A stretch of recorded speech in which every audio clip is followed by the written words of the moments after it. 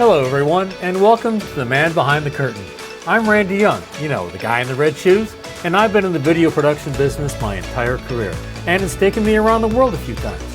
But more importantly, I've had the opportunity to work with some of the most creative people in television, and boy do they have stories to tell about the business and the people who make it happen.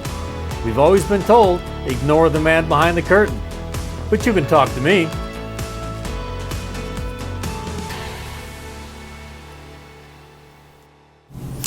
Okay, let's get started. I have two of my very best friends with me, Eric Hendricks and Sam Goldsmith. They're what in our business is called a technical director. So let's start out by asking, what does that mean, Eric? It's the guy that or gal that's responsible for delivering the producers and the clients' dreams and aspirations.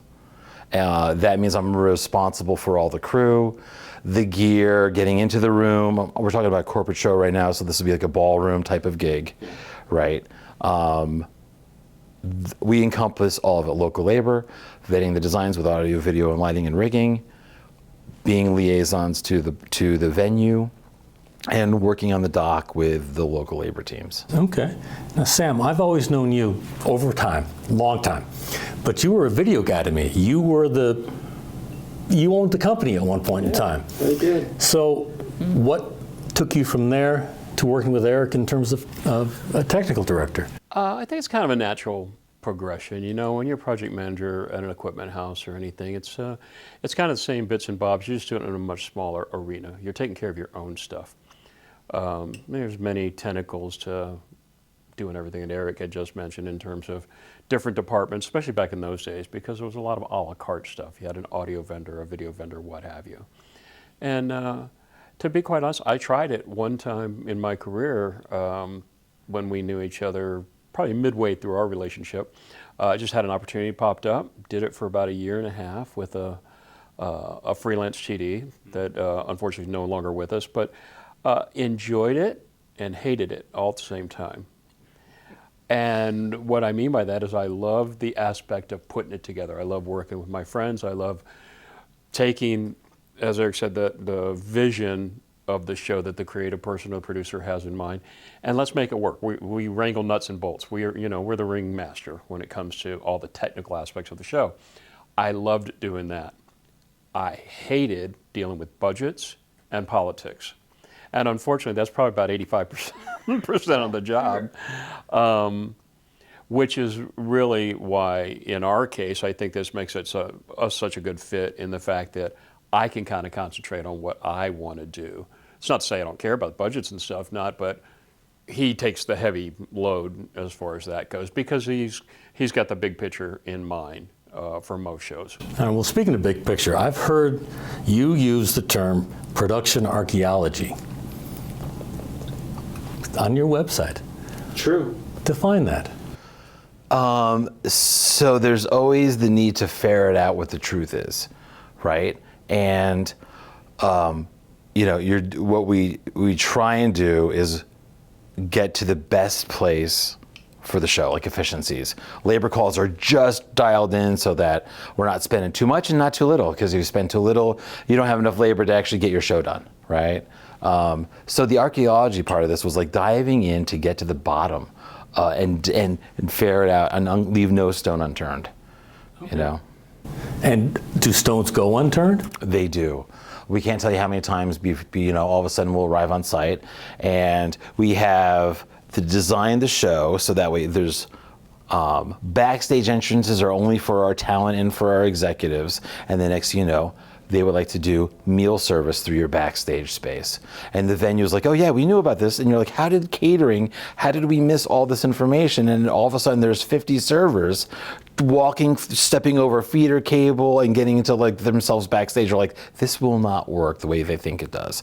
So we try and ask the questions of what it is and what it isn't before we get on site. That's the goal.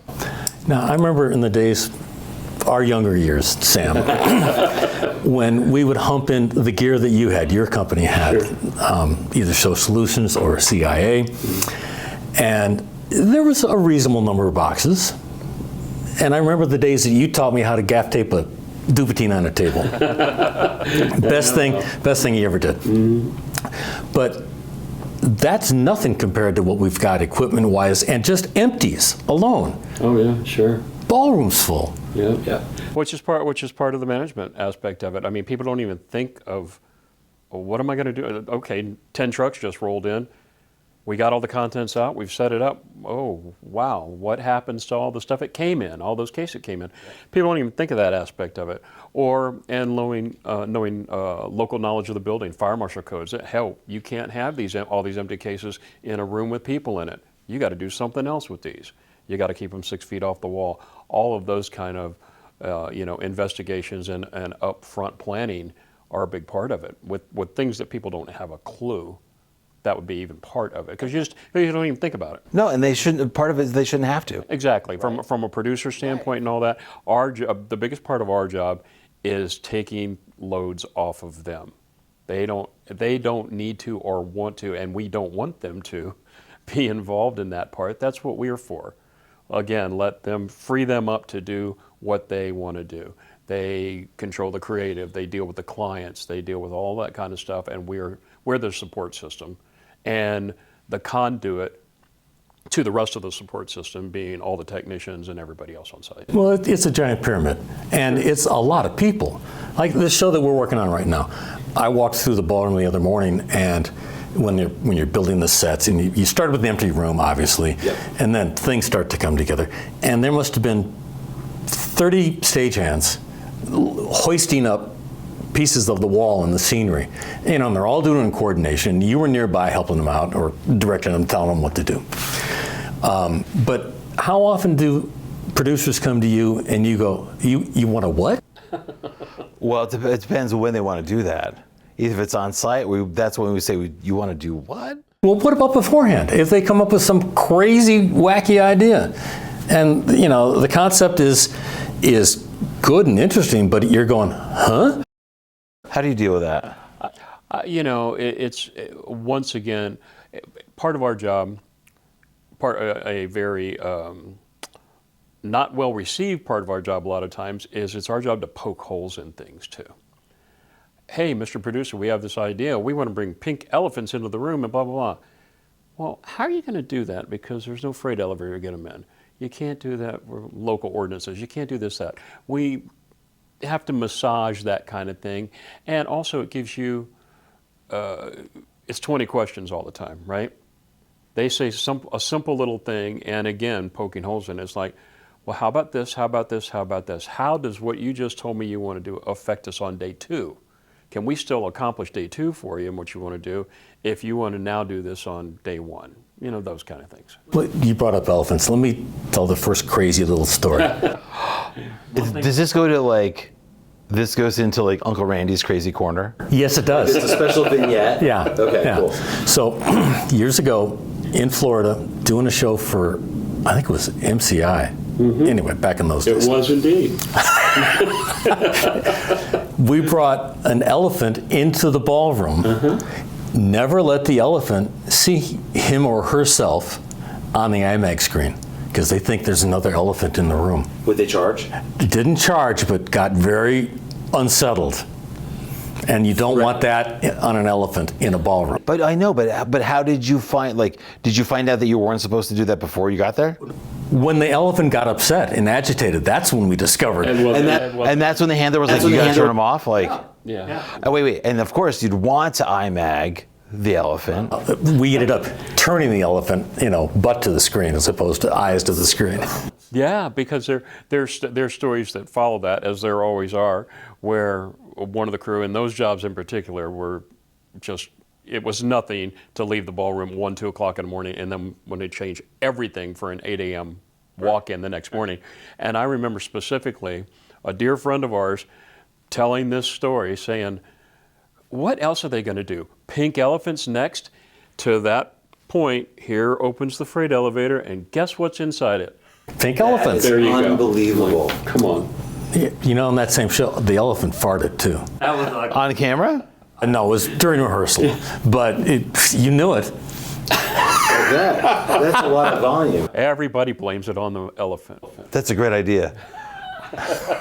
I can't wait for that tomorrow. True. So, biggest question mark maybe failed? Biggest success story off what should have failed? Oh, God. I think that's really when you have to stop the cameras, because I can't say those things on camera, right? They wanted to do something crazy and you turned it into a success. It feels like every show since COVID has been that methodology. Really? Right?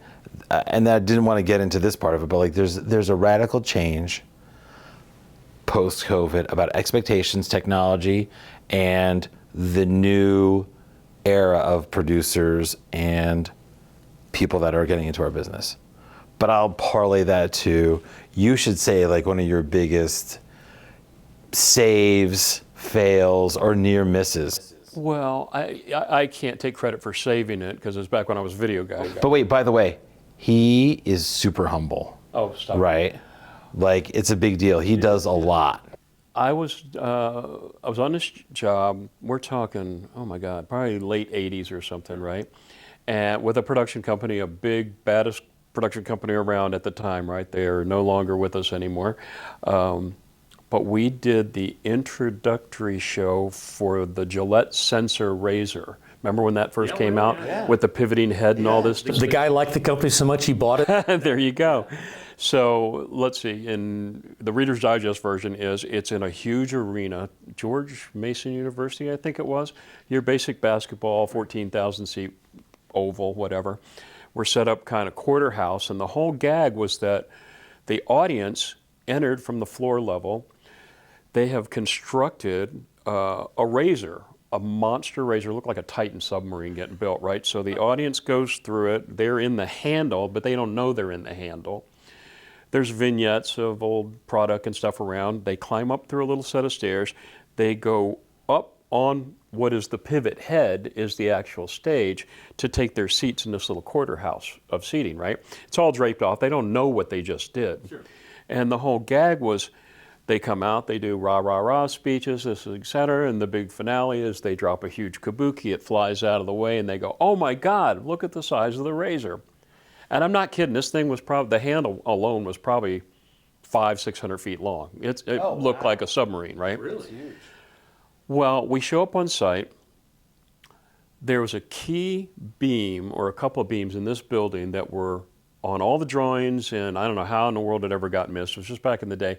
The bottom line, it wasn't there or it wasn't usable, something like that, which was a major monkey wrench into something this big, right?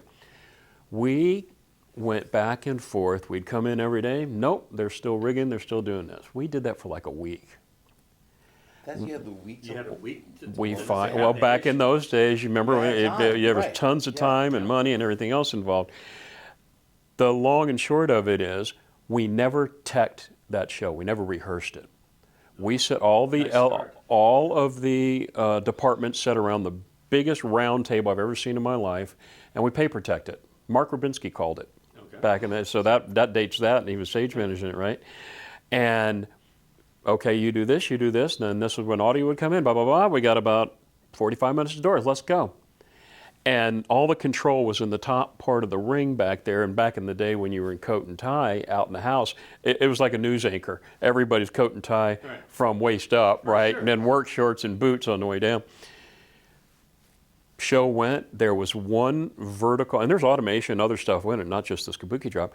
There was one vertical screen that came in like a nanosecond late before an image hit it, because of course it's all projection back then. That's the only mistake in that whole show. Show was like 2 hours or whatever, the entire thing. But it just proved that you surround yourself with really good people, you got a good plan, you can kind of overcome anything, knock on wood. But that was just one of those, like, you looked at each other afterwards and went, wow, that just happened. You always come this close sometimes, and sometimes you don't know it's going to work until it works. Yes, exactly. And you brought up a good point. It's about the people. It's all about the people. I've cultivated, like, I'll just start at the basic. All the work that we do is based upon the local labor and the hands to support us. That's the base of this big wide pyramid that we spoke about. I've been in this building for a long time, for many years, and I've cultivated a relationship that allows, that's my first stop. I told the people that work here, I'm coming here, we're now in January of the show. Back in September, I'm coming to you in January. Boom. They knew I was coming. They locked out themselves and their closest people. So that way, from a foundational perspective, we had people that wanted to show up, did show up, and came up with a great attitude to work. Right. And that supports all the production departments that we have. And that goes back to all the people that we work with. When we're allowed to bring in and staff it correctly, it's Sam, it's Randy, it's Clark, it's all the people around us that build this together, right? It's Griff, it's Matt, it's all the teams. It's the vendors that we choose that are on our side that say, you know what, hey, you didn't really, I see this over here. Do you really mean you want to do it this way? And we're like, you know what, maybe you're right. We can find a better way to do that. Sure. Do you have enough drape to mask everything off? Are your sight lines good? Mm-hmm. We have a lot of people that have our backs. There's just so many moving parts. There's a lot of eyeballs on it. So many. And a lot of experienced minds. And that's what you get it. Yes. Yeah, that's how you get it. Like, we know, like, hey, Randy, we have to do a sync test. You know, clap test, make sure that we're all good, like we did at the beginning of this show. Right. Right? Like, that's critical. How do we know that we're sending outbound correctly? Oh crap, we got to do a clap test. Yeah. Well, and you brought it up earlier, and I want to hear from both of you about cultivating people, getting younger people in. We're three old guys, old crotchety guys, right? Wait. You're the crotchety guy here first. Yes, you're right. Thank you. But honestly, I'm a youngster. I'm telling you right now, though, I feel like I'm turning into the crotchety TD very soon. I've more than stepped my ankle into it, not my toe. I dunked it. I know. But let's talk about getting young people into the business. Yeah. Where do they come from? So many people don't know it. One of the reasons I'm doing this is because people don't know what we do. Try to explain to Joe Blow in the street what we do for a living. They haven't got a clue. Correct. So yeah, how do you get those people who are going to come up and maybe you can guide or you can train, or where do they come from? Well, it's a very, we talked a little bit off camera earlier about that. It's a very real thing. It's a problem. It's a problem getting new blood, because, as you say, there are a lot of schools and different places people go for an education these days. Not necessarily to get in the corporate world, but they know they want to get in entertainment or whatever it is. They want to be an audio guy, video guy, etc. Exactly. Right. The problem that we see is there's a lot of those kind of people. They feel they go to school, I got my degree, whatever you get, great, give me my job. I want to be the front of house guy for Bruce Springsteen. Like, no, it doesn't really work that way. I grew up a lot in the sports television broadcasting business, and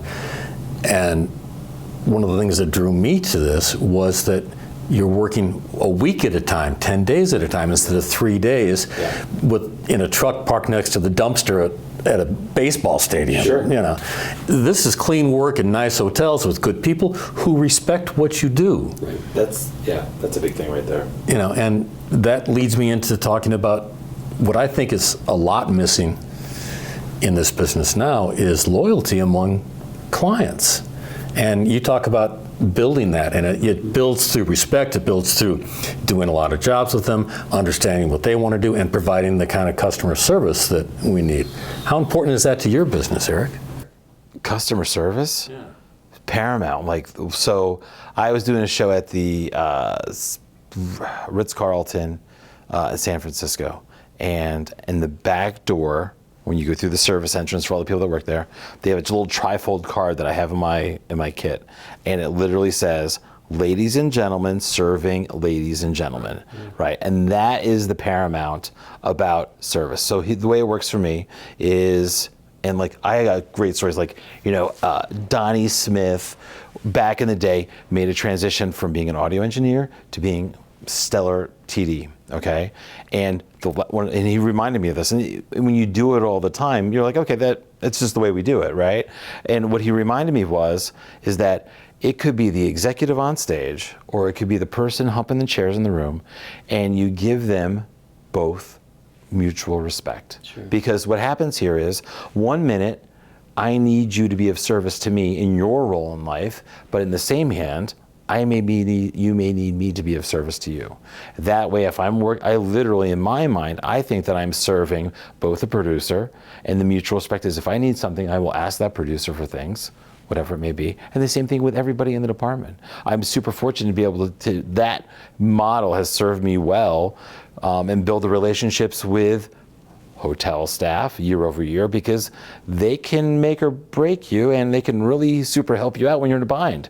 And it goes, yes, you're absolutely right. It goes a long way, but it goes a long way outside our business as well. It's just the way you treat human beings. Both the producer, and the mutual respect is, if I need something, I will ask that producer for things, whatever it may be. And the same thing with everybody in the department. I'm super fortunate to be able to that model has served me well, and build the relationships with hotel staff year over year, because they can make or break you, and they can really super help you out when you're in a bind. So if you start to treat everybody, even that's what I tell my kids, and I want to tell, I tell everybody, that I'm working with, young kids, is like, if you start to treat people with respect, you will then be bestowed respect at some point. And if you're not looking for it, it just comes that way. But I think it's just fundamental good manners and what you should do growing up in the first place, which is lost to a lot of extent in this day and age we live in. So, what haven't we talked about yet? What would you tell somebody about your job and about what we do and the people we work with? Let's even feed it that way. What haven't we talked about yet that you think you need to get off your chest? Video directors, goddamn video directors. They're a pain in the butt, That's what we aren't were they? talking about earlier. In college, about wanting to do, how do you get into the business? Where do you want to go? You know what? I worked for this old English engineer, Harold Dunn, and, he fought the Nazis, then comes to America seeking the better life. This is all cool. Tells stories, working on the Ed Sullivan Show as a video engineer, slowly getting electrocuted as he's holding the wires together underneath the console so the show can go on, right? And all the crazy stories that he has. After a while, you realized he would just give you stepping stones, and you had to choose where you wanted to go, right? So the first thing was, all right, why don't you package up this piece of gear and send it back? And you're like, okay. Be like, you might want to think about wrapping that up like you're wrapping a gift to your mother. And you're like, oh, okay. And then you take a little more care in it. Why don't you, and we're in college, we want to do the cool things. We want to run the camera. We want to run the switcher. We don't want to clean monitors. Sure. Go clean the monitors first. Go sweep the floor. And then after a while, why don't you go work on the teleprompting machine when it was pieces of paper on a roller, right? Course, yeah. And you're like, okay, this is all cool stuff. And you're like, that's how you got graduated. And then what you didn't know at the end, the cherry on top was, if he liked you, got recommended to go work at Sony Electronics. And that's how I got into corporate theater, working at Sony Electronics for years. Isn't it funny how someone like that, and it may not even be in our business, but somebody like that can touch you and give you a piece of advice that just sticks with you forever. I worked, when I was a kid in high school, I worked at a little mom and pop auto parts place that was called B&G Automotive in Bossier City, Louisiana. Open 365 days a year, right? Way before big box houses or anything. They were little what were called jobber stores, right? So the old man that ran the place, a guy named Wilson Bass, dressed in the Mr. Roper onesie, the powder blue onesie. And he was 100 years old back then, but super nice guy. Was his name right here on the one? It should have been, but it wasn't. It probably just said Hal or something silly on it, right? He told me one time, and which I've passed on to a lot of people over the years, he said to me, he says, if you're going to make a mistake, it would be to your advantage to make a new one each time, which I think is brilliant. We're all going to screw something up sooner or later, right?